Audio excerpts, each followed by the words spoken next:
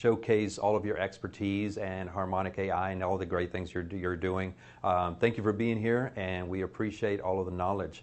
Folks, that is it for this show. We definitely do appreciate everyone tuning in and checking out our guest and listening to all of the advice in terms of business. My name is Rick Gutierrez. I am your host and your business advocate. Until next week, take care of each other. This has been a Now Media Networks feature presentation. All rights reserved. What if this happened to you when you're alone? Or what if it happened here? With MedGuard Alert, you're never alone. You can connect with medical professionals anywhere, anytime. And now MedGuard is introducing our exclusive new CareWatch. If you need help quickly, use it from anywhere to contact.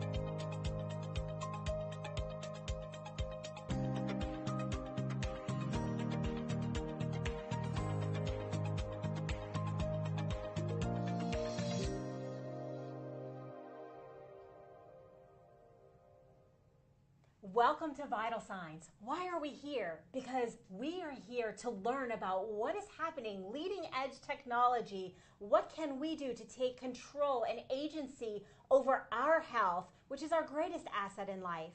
Today, I'm really excited to bring to you a dear friend of mine. She is an Olympic athlete. She has worked with athletes, student athletes, and really the general population to improve their overall health and well-being. But before we do, remember that everything on this show is for educational purposes only. It is not medical advice, and before you implement or integrate anything into your life, be sure to contact your practitioners and providers.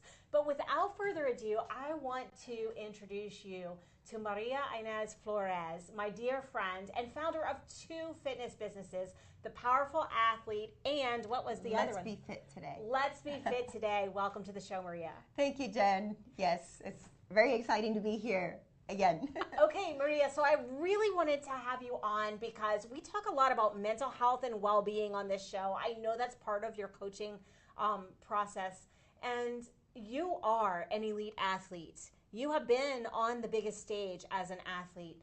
Talk to me a little bit about what it's like from a fitness, from a training, from a mental health standpoint when you compete as an athlete on a student level and at that higher level.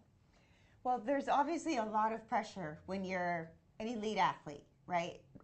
Irrelevant what your age is.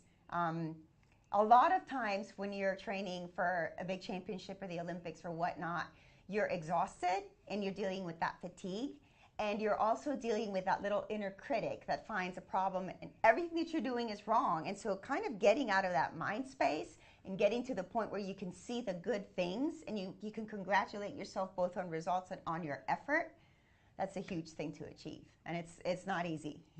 Absolutely. And so now you work with student athletes, you work with elite athletes to get them to the stage, and you are the mother of elite athletes. So talk to me about that transition and how you're able to do that in your own life, because it's very hard. When we go through transitions in life, it impacts our mental health, it impacts our physical health as well. So talk to me about that transition and then being a mother of an athlete, because I know many of our viewers have children that are in sport, and this is a hot topic right now. Yes, thank you. So when I left the gymnastics world, I had that transition from athlete to person, and it was super difficult. It was like an identity crisis. I mean, everything I did was focused around gymnastics, and now gymnastics wasn't there anymore. So it was kind of like, well, what's my purpose? You know, what do I do today?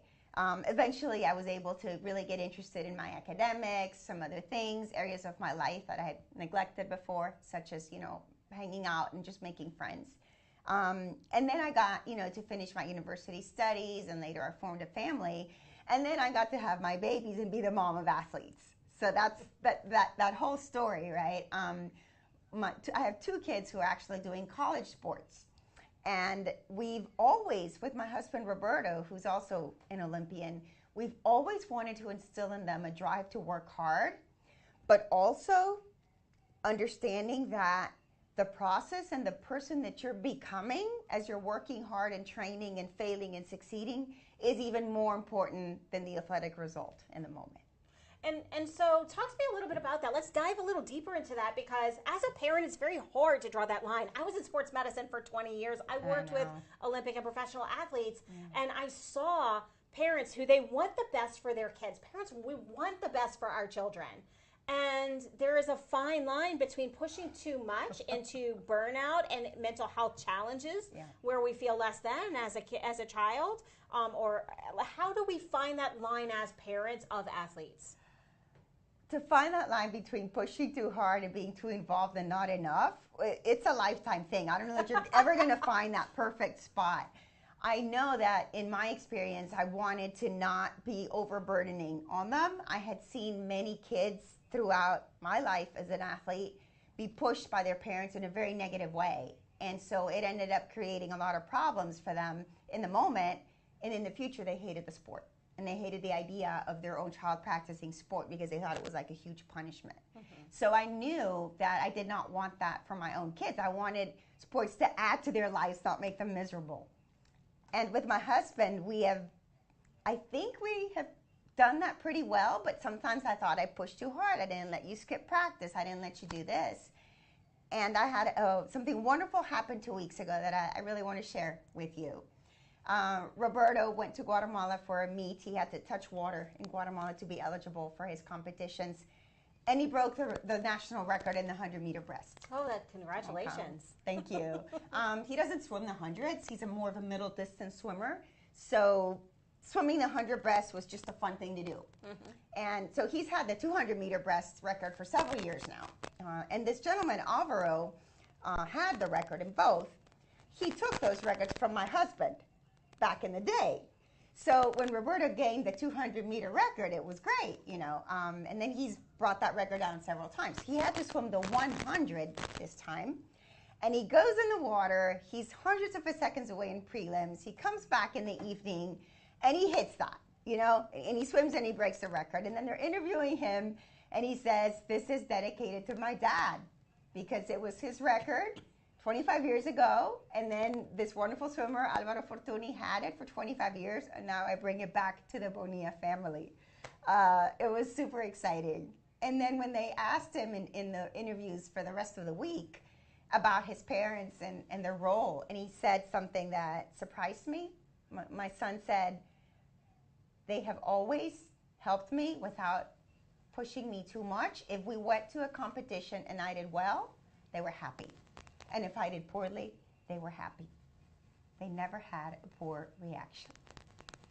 And I was reading that, I was like bawling, right? I was just crying because I never knew if I was actually doing it right. Walking the line. Where was I? And so according to him, he has always felt that support, and it's inspired him to be a great athlete, but he hasn't never felt that we're not happy with him as parents if he doesn't perform well. I thought that I felt like a good mom. Absolutely. And you coach teen athletes, student athletes, and their parents through this. And I think it's a testament to what you do as a living and who you are as a human being and your expertise, because it is so hard for us as parents to separate the actions from the individual. And that's what I heard in that. When he said that to me means that you never held his actions or his outcomes as something pertaining to his humanity.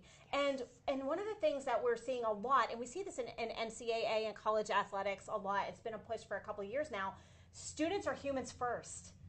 Yeah. Athletes are humans first. And so it's that human first mentality as parents that we have to see our kids are humans first, and it's our responsibility to develop this human in a way that is healthy and set them up with a foundation and provide them with what they need for their sports. So talk to me, how does this translate when you coach parents of athletes and you see that they're going over the line? Mm-hmm. How does that work? Because I think this is very valuable for all the parents who are listening and viewing out there. Mm-hmm. Thank you. Well, each parent and each family dynamic is a little bit different. when I'm trying to coach the whole family or the parent in terms of the child, there's a lot of, first I want to hear what they want for their kid. And it's usually full of dreams and wonderful things, right? But then I have to walk them through the process of separating their own dreams and their own value of themselves as successful parents from their kid. Because they're still two separate people, right? As much as our children reflect upon us and the type of person we are, they're still on their own path. And so we talk about this a little bit, and I ask them questions and place them in hypothetical situations. You know, if Johnny was not swimming or playing soccer, would you love him the same? Would he be just as important to you? They're like, yes. Okay. And so this kind of conversation helps them put everything in perspective, and they see that sports, the wonderful tool for raising them, for teaching them things, this wonderful thing that sports is once again not what defining that child. And so if we're at home and we're raising kids, or in my case, grandbabies, for those of you who know, I mean, I've got 3 now. But as we raise our children and our grandchildren and they are athletes, what are the questions we can ask ourselves to know that we are supporting them in a way that is truly nurturing them and supporting them towards optimal humanity and optimal mental health, while also being that support they need in sport? Wow, there's a lot of things. Some examples of ways that you can kind of keep a check on yourself, whether you're supporting them, is to ask them things and like really wait for the answer. Even when I'm doing a discovery session with a parent and kid, like a 15, 16-year-old athlete, and I say, well, what's your schedule like? What do you typically eat? It's very common that the young athlete starts to answer, and then mom or dad have to interject and have to add like 4 whole more sentences to it. So they're trying to be very proactive, and they're kind of like holding the reins in the whole thing. And I say, you know, in the end, Johnny is driving the bus. They're the protagonist in this situation, and you and I'm a coach and a mentor. You're a mom who loves them. You're a supporter. You're the driver, the taxi, the one who grabs the food, who makes sure the meals are there. But you still can't make the decisions for him. Oh, yes. And so what I'm hearing is actively listening to our children. It is so important. And if you're listening to this, you know that we love to give action steps. I am a coach myself. I come from sports medicine as well. So if you're hearing this and you have children in sport or grandchildren in sport, or you're a mentor to kids in sport, make sure they're in the driver's seat and actively listen to them. Allow them to speak for themselves and have agency for themselves. And that's how we create individual humans and really support them in their journey. We do have to take a brief break, but we will be right back after these messages.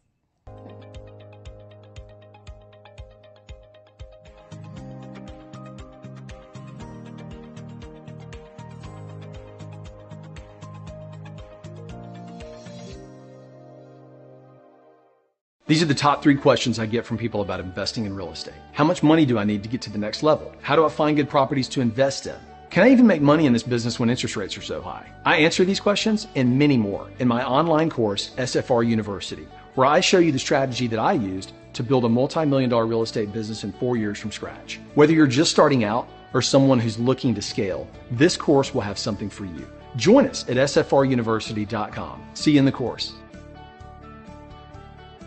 Are you nearly maxed out on your credit cards? It doesn't matter if you're using your credit cards for fun or to survive. At the end of the month, your statements come in, and you can either pay them or you can't. If you can't, late fees and interest rates get tacked on. And now you're struggling just to make the minimum payment due. Do you feel trapped? Am I talking to you? Good, because I personally researched some companies that can help you. They may be able to reduce your credit card balances by 50% and stop the late fees. If you qualify, please call our special debt hotline number right now for a complimentary free 5-minute consultation. Deal with your credit card problem now before it gets much worse and put more money back in your pocket. Trust me, I've been there too. Call right now. Call 855-993-2096 right now. That's 855-993-2096. What if this happened to you when you're alone? Or what if it happened here? With MedGuard Alert, you're never alone. You can connect with medical professionals anywhere, anytime. And now MedGuard is introducing our exclusive new CareWatch. If you need help quickly, use it from anywhere to contact medical professionals. No cell phone required. The CareWatch is not only a life-saving medical alert device, it's a revolutionary health monitoring system that checks your blood pressure, heart rate, oxygen saturation, and much more. And here's the best part. If you have Medicaid, you may qualify to get your CareWatch for free. The CareWatch is only available through MedGuard Alert. Call us right now. We have monitoring programs starting as low as $1 a day. The call is free, activation is free, shipping is free, and no contract is required. Remember, with Medicaid, you may qualify to get your CareWatch for free. Don't wait. Call us to get your CareWatch right now. Operators are standing by. Attention timeshare owners. This is an urgent consumer alert from the Timeshare Exit Hotline, a national company specializing in helping consumers legally get out of their expensive timeshare contracts. We're offering you a way to legally get rid of your timeshare. So if you're fed up with the maintenance fees that keep on coming and want to learn if you can terminate your timeshare legally and permanently, call today. Call the number on your screen today. It's a free call. Do you have a car sitting around you want to get rid of? Well, here's a great idea. Donate your car now to help local veterans in your area. Yes, just make one fast call to the Veteran Car Donation Program. Within a few days, we'll come and remove your car for free. You can donate any car in any condition. We'll use our vast network to sell it. The proceeds raised go to help local veterans and their families. And you get a tax deduction. And all you need to do is make this free call. Clean your yard up, get rid of an old car, and help the vets. We make it easy. Make this free call now. Book your fast and easy pickup. Call the Veteran Car Donation Program now.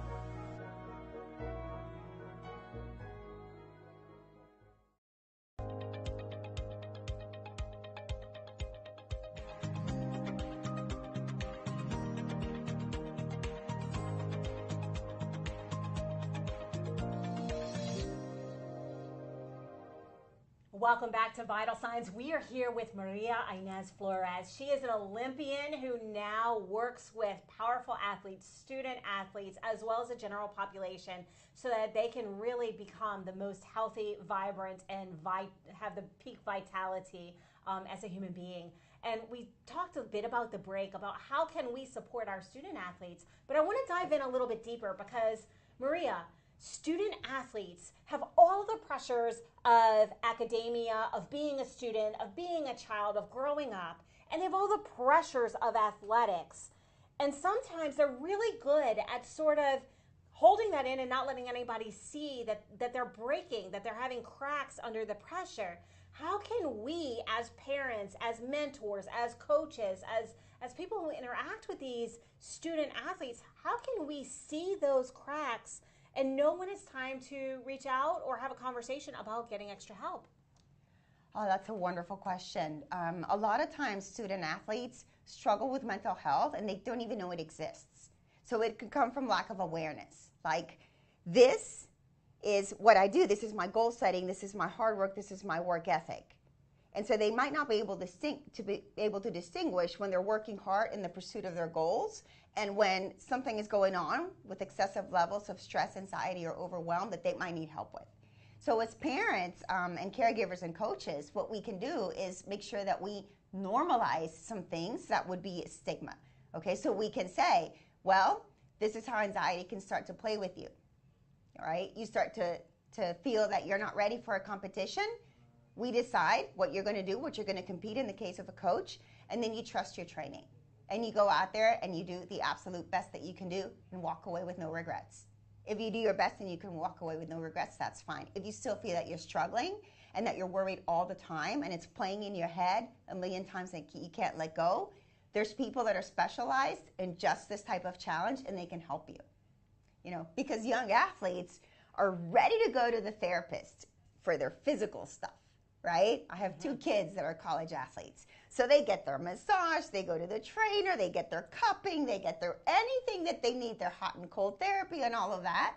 So they know that they need support for recovery in their physical, soreness and whatnot. But if we can help them understand that the mind and the stress of the mind also needs a little bit of that tender, loving care and support and recovery, now they'll be more open to accepting that kind of help. I really like that you talk about normalizing this because, I mean, I'm a physical therapist by trade. I've got a degree in sports psychology as well. And, this is something that we saw all the time. And there's a lot of fear around, I have fear of failure. What if I don't do this? I train so hard. And athletes fail and fail and fail and fail and fail.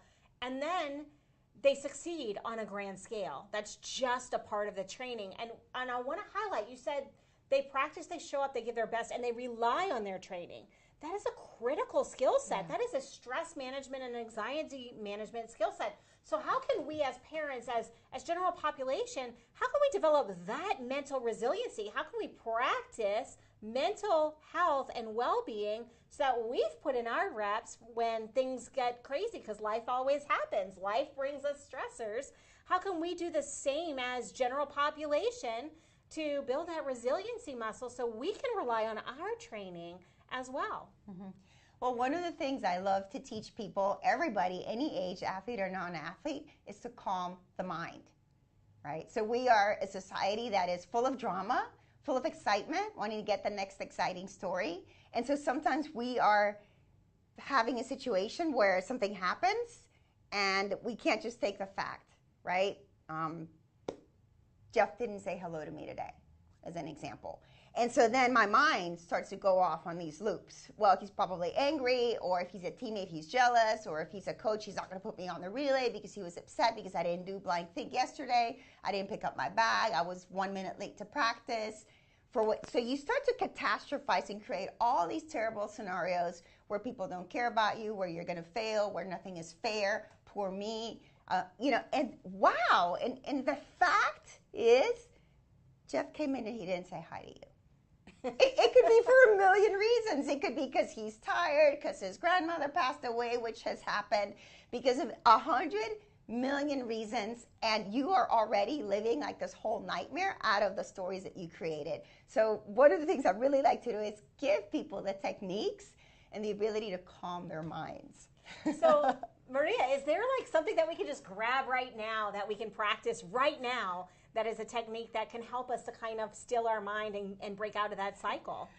We can do box breathing if you want to do that. We can breathe in, 4, 4, 4, 4. Okay, let's do 2 sets. Ready? Okay, perfect. Okay, so when you breathe in, make sure that you breathe like with your whole thorax, right? We call it belly breathing, like babies. Before they're aggravated by the stress of life, they breathe with like half of their body. So we're going to breathe in a 4 count, hold it in for 4, push it out completely for 4 seconds, and then leave empty. And then we'll do it again. Okay. Usually it's a 4 cycle, but we'll do 2. Okay, so let's do it. Ready? Take a deep breath in, and you can use your arms if you want.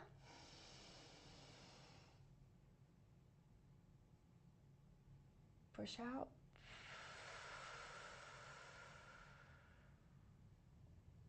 And second set.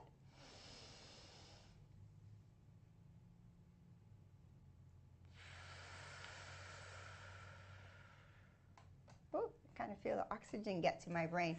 So that's a great exercise. And actually, if you do it, it's 16 seconds. And if you do it 4 times, 64 seconds. You can do that before an interview, before going to a difficult meeting, before getting out on deck or on the track or on the court if you're about to compete, before having a difficult conversation with your sibling or with your spouse. You know, it just kind of calms you and roots you again. Well, because you're focused on the breathing and counting the breath instead of focusing on perseverating and all the stressors that we were just talking about. That's amazing. And, you know, this is something that I'm a very big fan of breathing as well. And so one of the things that a lot of entrepreneurs will come to me and they'll say, I don't understand, I reacted poorly. How do I not react? And instead, you know, I call it pressing pause. And when we press pause, we can interject this box breathing as well. It's an excellent tool no matter where you are in life that you can just focus on the breath, recenter, and not come from that emotional state, come from a more rational state and a more clarity of mind. Thank you for sharing that technique. You're welcome. If you are listening and you are watching this, Maria is an expert at this. She is really dialed in the nutrition and mindset side of things. She coaches people all day long. And so, Maria, what is it that we can do if we're watching or listening today, in addition to the box breath, because that's an action step right there. Start incorporating that in your day. But what would you like a takeaway as far as mental health and well-being, overall improving our own human performance? What would you love for our viewers and listeners to start today that'll move them forward towards their peak performance? Well, what you could start today is letting go of the all or nothing mentality in your food. And this is probably the single most common thing I see. People are shooting themselves. Shooting, not shooting, which is almost the same thing, right? I shouldn't have done this. I shouldn't have that. I shouldn't have eaten that. I shouldn't do this. So instead of saying, I'm going to eat super healthy, I'm not going to eat any bread, I'm not going to eat any potato, I'm not going to eat any desserts, I'm not going to have any wine. Oh my God. Instead of doing that and going from like your current life, let's say you're 0, you're not doing a lot of healthy things, to 100, which is what people usually want to go. Forget that. Don't do that. Make a 1% increase with one action item. You can drink a glass of water, 8 ounces of water, first thing in the morning. Make sure the water's there on your night table and have that. I can do that. I can do that. Then 2 weeks later, once you've gotten used to the water, you can say, okay, I'm going to learn to eat a new vegetable. Oh my gosh, which one? Well, I could try this, the cruciferous, this. I can try the green one. I can try the purple. All the different colors bring you different nutrition context for your body, which are all important. So I'm going to learn to eat a new vegetable. So I might have to try 4 of them in order to only like one, and there'll be no judgment. If I like it or not, that's fine. And then you bring in that little vegetable. Then you do another thing. And then you do every 2 or 3 weeks, you do one little thing. And then by the end of the year, you've created all these habits that are helping your health and vitality instead of going from 0 to 100.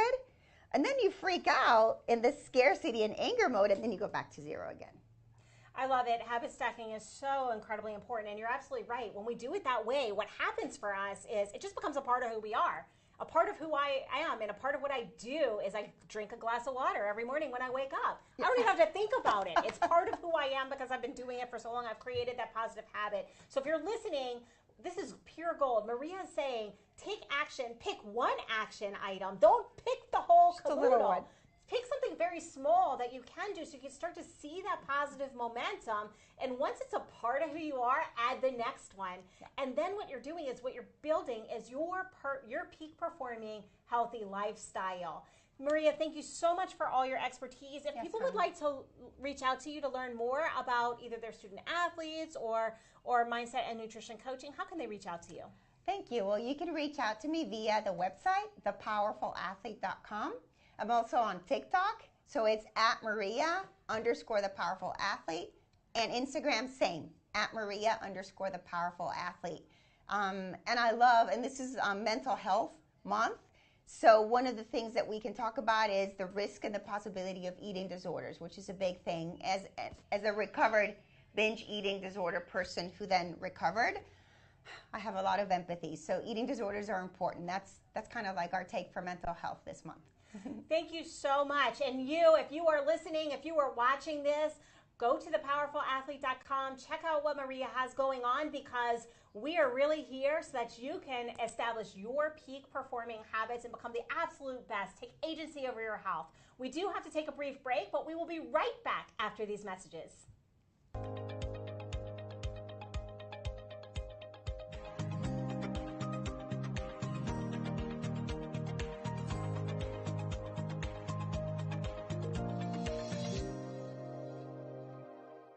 These are the top 3 questions I get from people about investing in real estate. How much money do I need to get to the next level? How do I find good properties to invest in? Can I even make money in this business when interest rates are so high? I answer these questions and many more in my online course, SFR University, where I show you the strategy that I used to build a multi-million-dollar real estate business in 4 years from scratch. Whether you're just starting out or someone who's looking to scale, this course will have something for you. Join us at sfruniversity.com. See you in the course.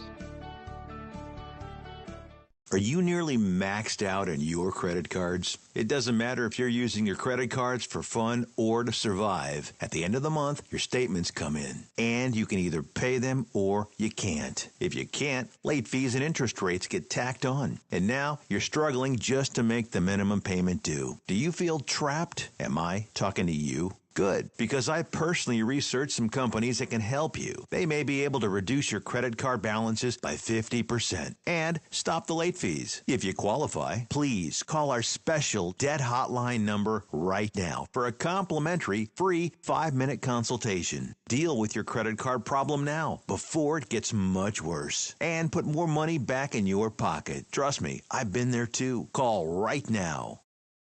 Call 855-993-2096 right now.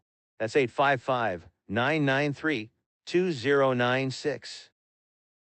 What if this happened to you when you're alone? Or what if it happened here? With MedGuard Alert, you're never alone. You can connect with medical professionals anywhere, anytime. And now MedGuard is introducing our exclusive new CareWatch. If you need help quickly, use it from anywhere to contact medical professionals. No cell phone required. The CareWatch is not only a life-saving medical alert device, it's a revolutionary health monitoring system that checks your blood pressure, heart rate, oxygen saturation, and much more. And here's the best part. If you have Medicaid, you may qualify to get your CareWatch for free. The CareWatch is only available through MedGuard Alert. Call us right now. We have monitoring programs starting as low as $1 a day. The call is free, activation is free, shipping is free, and no contract is required. Remember, with Medicaid, you may qualify to get your CareWatch for free. Don't wait. Call us to get your CareWatch right now. Operators are standing by. Attention timeshare owners. This is an urgent consumer alert from the Timeshare Exit Hotline, a national company specializing in helping consumers legally get out of their expensive timeshare contracts. We're offering you a way to legally get rid of your timeshare. So if you're fed up with the maintenance fees that keep on coming and want to learn if you can terminate your timeshare legally and permanently, call today. Call the number on your screen today. It's a free call. Do you have a car sitting around you want to get rid of? Well, here's a great idea. Donate your car now to help local veterans in your area. Yes, just make one fast call to the Veteran Car Donation Program. Within a few days, we'll come and remove your car for free. You can donate any car in any condition. We'll use our vast network to sell it. The proceeds raised go to help local veterans and their families. And you get a tax deduction. And all you need to do is make this free call. Clean your yard up, get rid of an old car, and help the vets. We make it easy. Make this free call now. Book your fast and easy pickup. Call the Veteran Car Donation Program now.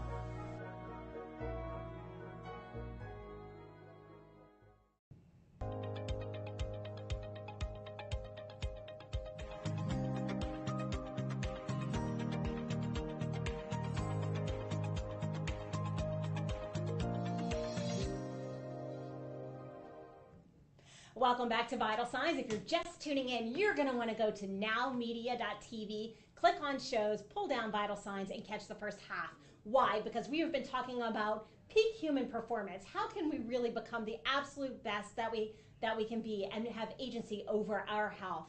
And as always, anything that we hear on the show is for educational purposes only. It is not meant to be construed as medical advice. But we're going to shift gears a little bit because I have a true expert in molecular medicine, and he's here to talk a little bit about what is the link, what is the physiological link between nitric oxide production and health, and why should we be doing all these lifestyle changes to begin with? I'd like to welcome to the show Dr. Nathan Bryan. Jen, thanks for having me. It's great to be with you. Thank you so much for joining us. Tell me a little bit about what is your expertise and how did you get into this field? Well, I have a background in biochemistry and molecular and cellular physiology, but really I started in the nitric oxide field in the late 90s, early 2000s. And this molecule won our Nobel Prize was awarded for its discovery in 1998. So at that time, the scientific community knew that it was a very important molecule, but there was still a lot of unknowns. Like, how does the human body make this molecule? What goes wrong in people that can't make it? And then how do they present clinically? And so that really started my journey in my professional career in academic medicine on studying this molecule. But it's a signaling molecule. It's how cells in the body communicate with one another. It regulates blood flow, oxygen delivery, sexual function, cognition, and in fact, it's responsible for human peak performance, as you talked about. And so now we know what is responsible for peak performance. How do we increase production, or how do we know if there's something wrong in this area? Well, it's an interesting molecule, and it's not like we can draw blood and get your levels, because it's a gas, and once it's produced, it's gone in less than a second. So it's not like your cholesterol or vitamin D where you can draw blood and determine what your levels are and then treat to target.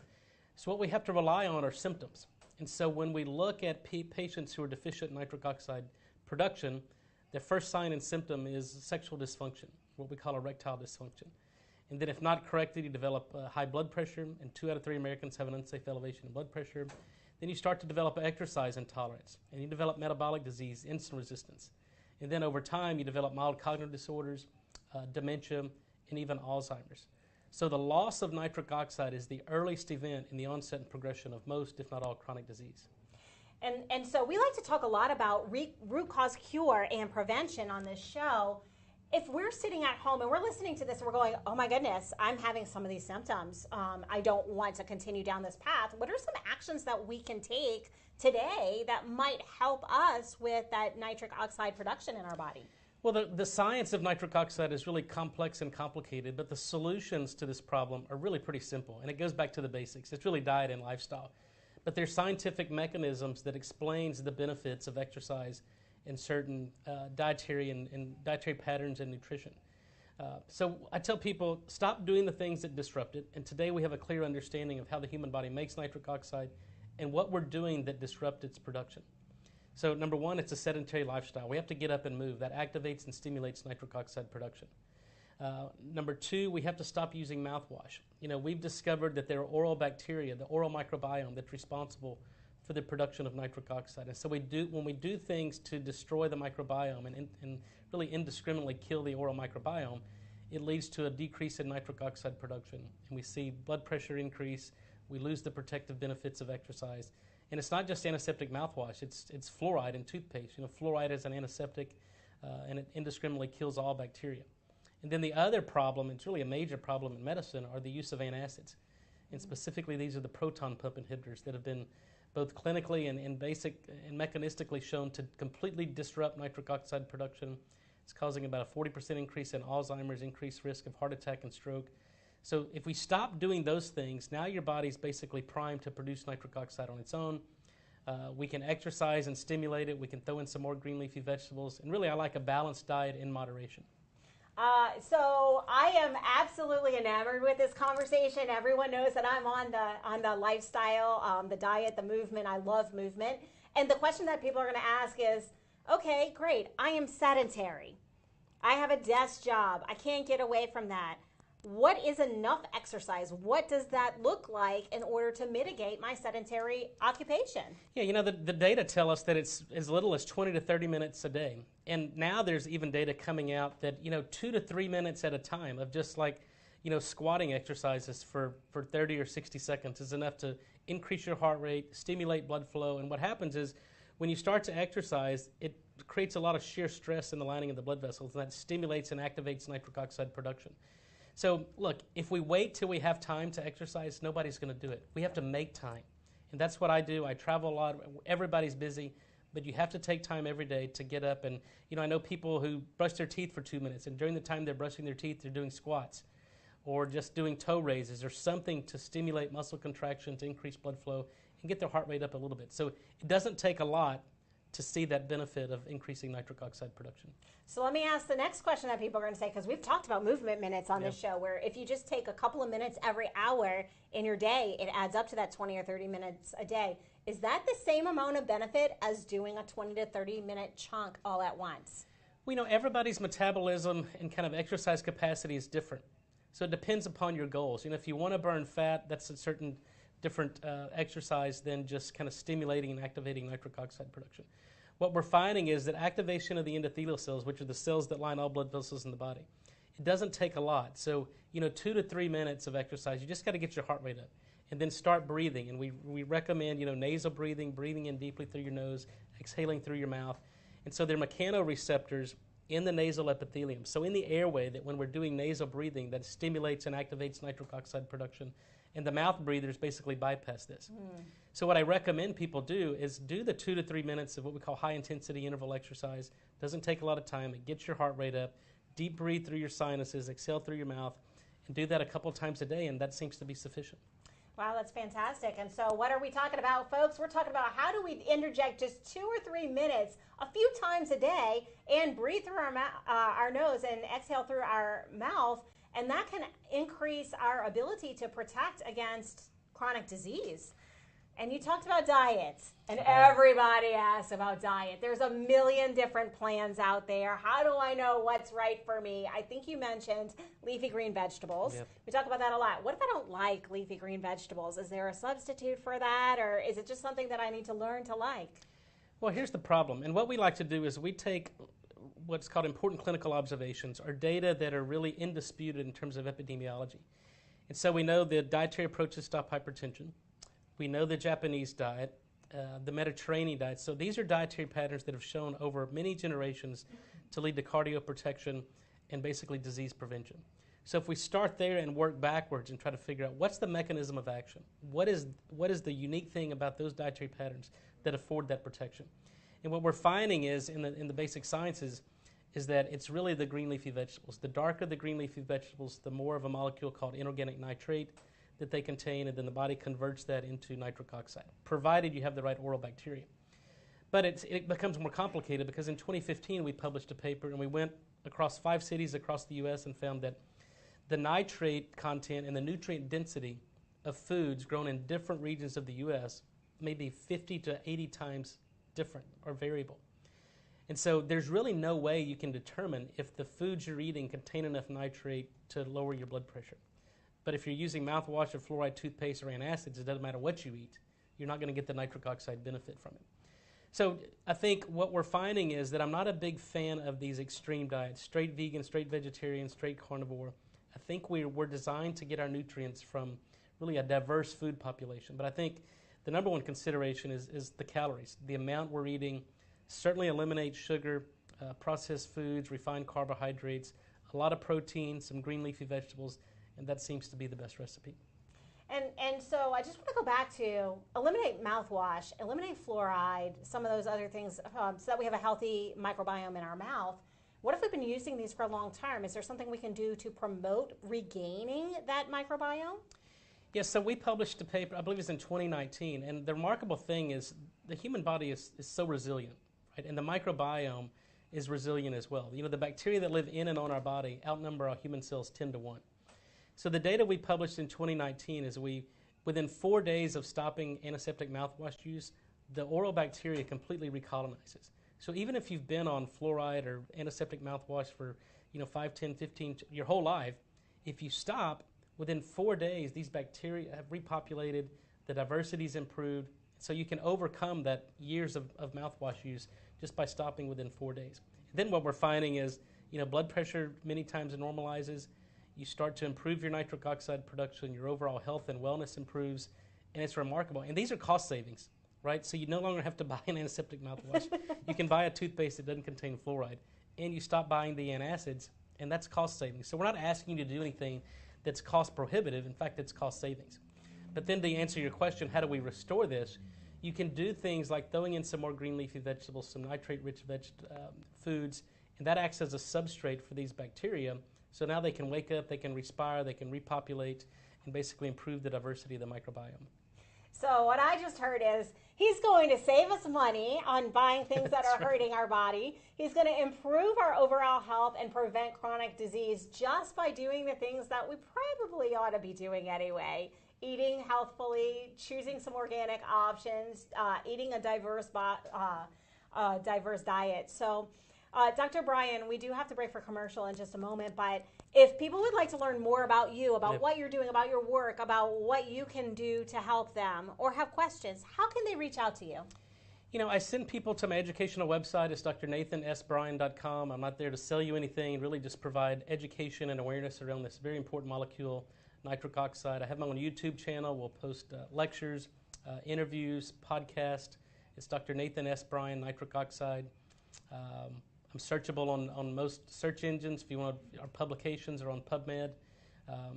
But yeah, I encourage everyone to learn all you can, get the facts on nitric oxide, and start to implement these really common sense strategies to stop doing the things that disrupt nitric oxide production, start doing the things that promote it, and you'll see right before your eyes your life will transform. Thank you so much for your expertise and for sharing that with us today. I really appreciate you. Thank you. Yes, you heard him. You heard the man. Let's stop using mouthwash. Let's make sure that we're eating some green leafy vegetables and get 3 minutes in every hour if we're sedentary so we can up our body's natural defense against disease. We do have to take a brief break, but we will be right back after these messages.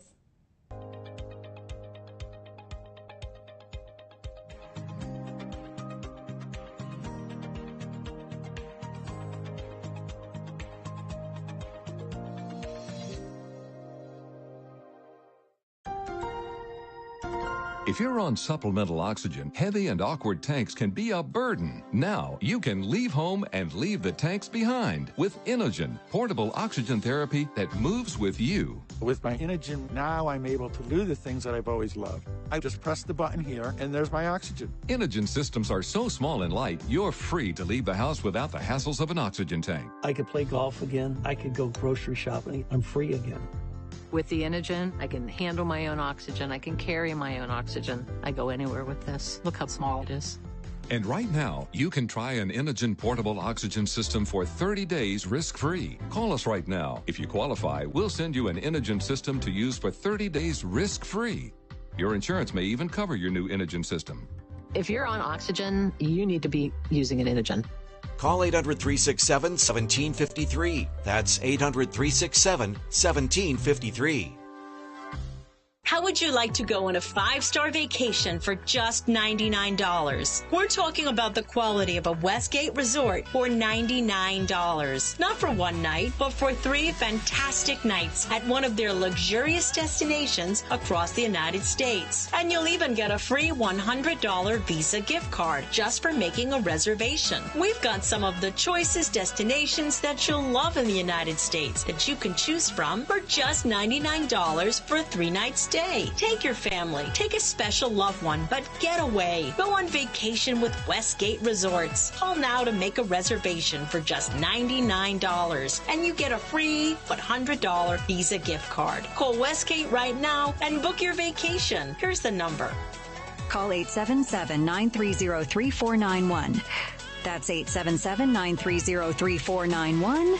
Again, 877-930-3491.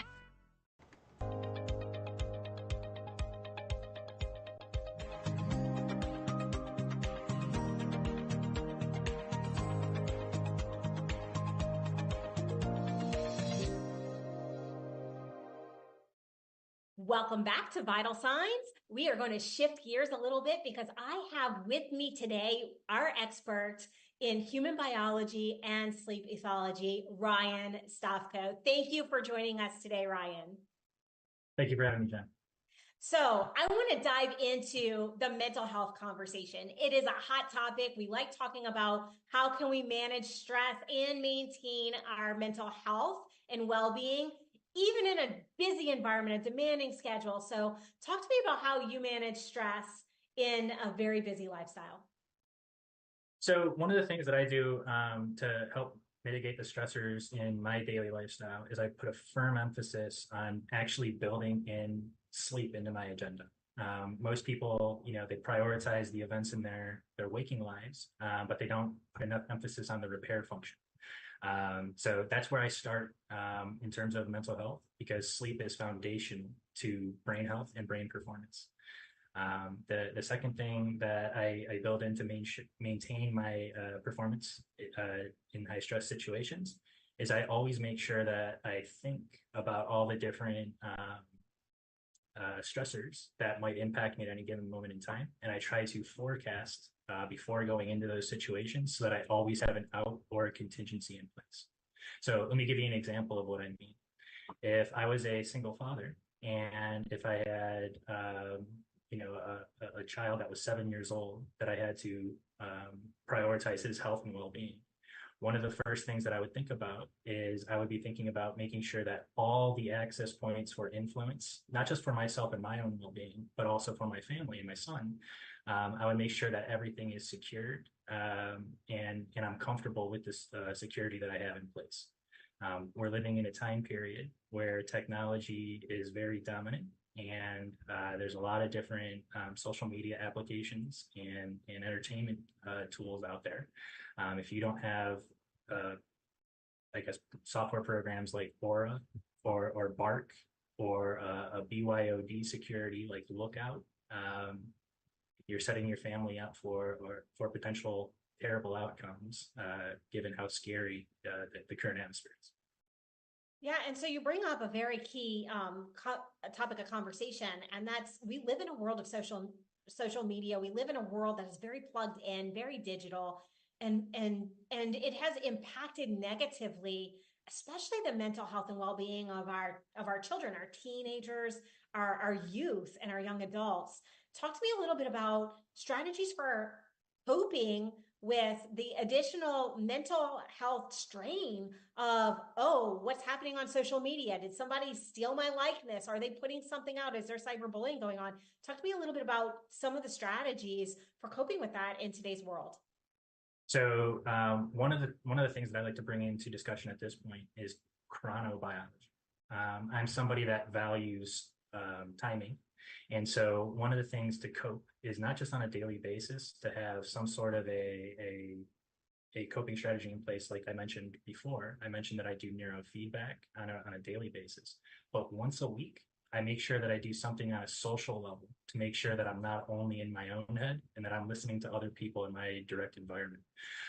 So some people, they would use church or a family get together, every Sunday or every Saturday for that social, element. For me, I'm more so one of those people who likes to network with my neighbors and see what they're doing and how they're actually performing, whether or not their social media says something. And so you're using real human interaction, like in real life interaction, to kind of counterbalance what's happening in our digital lives.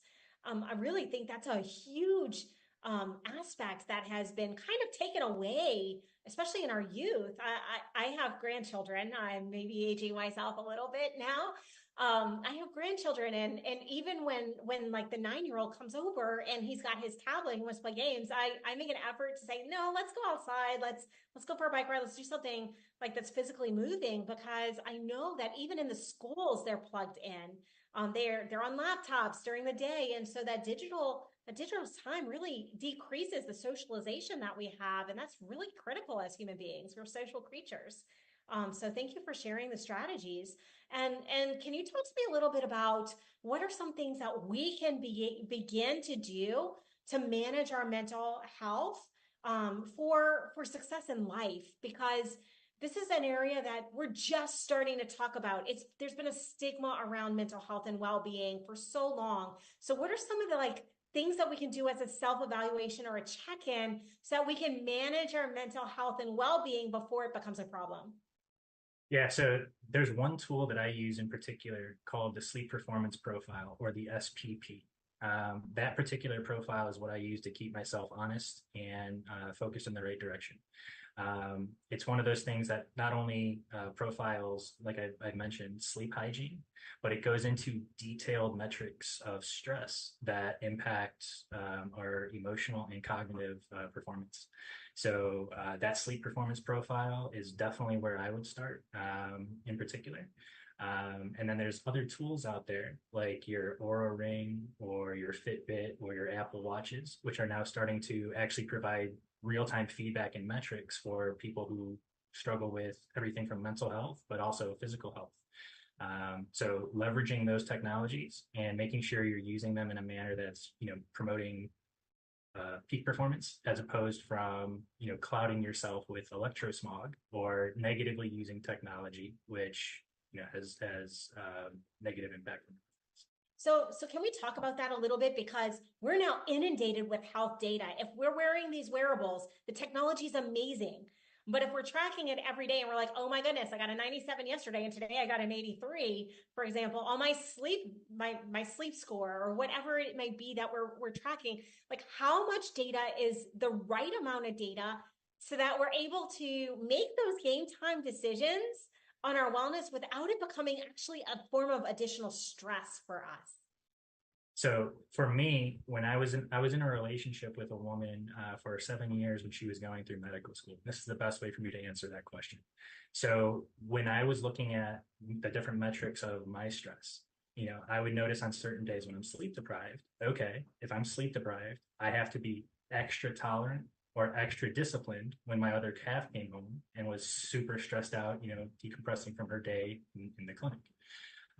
So using metrics simply in that type of a manner where you're not really going into the data and beating yourself up on it, but saying, oh, okay, maybe I'm a little bit, aggravated or agitated today. So I have to go above and beyond to make sure that when I'm interacting with people in a social light, I'm actually having a peaceful and positive interaction with them rather than, triggering them into a downward spiral. So that's very important when we're bringing in family dynamics to the discussion of stress and coping with stress.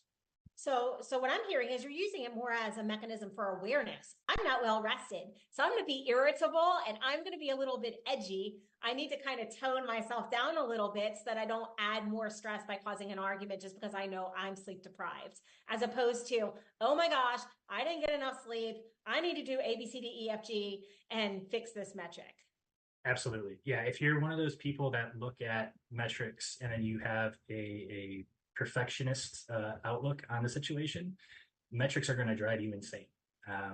I'm somebody that's, in the field, and when I focus on, peak performance, one of the things I have to tell myself is peak performance for me is making myself feel confident, making myself feel alert and aware, but then physically making sure that I'm in the state of operation to where I can accomplish whatever task is in front of me. And if I'm trying my best, to prioritize that understanding of peak performance, it keeps me sane. And I notice that all of my social relationships actually prosper at that point because I'm not trying to overextend myself. I'm working within, I guess, my means, and I'm peak performing at that point. And I think peak performance as well is very individualized. So I think there's an element of awareness and self-awareness. Recovering perfectionist, if I look at the metrics every day, I'm going to be obsessing over the metrics every day. So I know that about myself. Most people don't know that about themselves. So as we get into this world of wearables, and for our viewers and our listeners today who are like, okay, well, where do I fall on that spectrum? I'm not really sure. What would you say to them? How much is where is the starting point to gain that self-awareness? And what does crossing the line feel like so they can start to build that awareness in themselves? Crossing the line is when you fall asleep at night or you're trying to fall asleep at night. And if you are instantly thinking about the metrics, that's when you've crossed the line. But that said, being consciously aware of how your body's performing, and, if you're an aging adult, like my parents, for example, they have the wearables. And so, the way that my dad uses it is very healthy. He does a quick check, he makes sure that his heart rate's in certain, ranges. He makes sure that the food that he eats, is something that he can, get a reading on from his wearable. So there are healthy ways to, appreciate the technology that's out there. And those types of technologies, they can be life-saving if, somebody has cardiovascular issues or neurological issues. So leveraging the technology to maximize your performance is most important. And like I said, if you're trying to fall asleep at night and you're thinking about the different metrics and you see the screen in your sleep, that's how you've gone too far. So at that point, it's, trying to distract yourself with healthy neuroprotective behaviors, which, as you pointed out, very individualized and unique to the brain that we're working with. Thank you so much for this amazing conversation and shedding some light on what's the difference between awareness and healthy use of the data versus obsessing over the data and actually being detrimental to our health. If our viewers or listeners would be interested in reaching out to you to learn a little bit more about how they can leverage some of these assessments and technologies and these tools in order to improve their overall health, vitality, longevity, and well-being, how can they reach out to you? Well, first thing, they can go to my website. It's RyanStofko, just my name, .com. And then one of the ways that my website is designed is specifically designed to have individuals who are interested call me. So my phone number is 216-978-9389. And one of the first things I'm going to offer you when you call me is a 90-minute discovery call. On that 90-minute discovery call, I'm going to show you the tools and technologies and let you ask any questions you need before you go ahead and decide whether or not you want to proceed any further. Thank you so much for your expertise. I really appreciate you here today, Ryan. Thank you so much, Dawn. Absolutely. And you, yes, you. Unfortunately, all good things do come to an end, including this show. But the good news is we'll be back same time, same station next week. So until then, go and have an amazing rest of your day. This has been a Now Media Networks feature presentation. All rights reserved.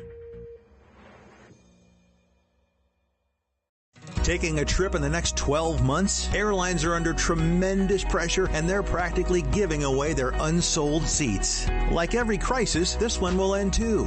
But right now is the best time to take advantage of giveaway ticket prices on their unsold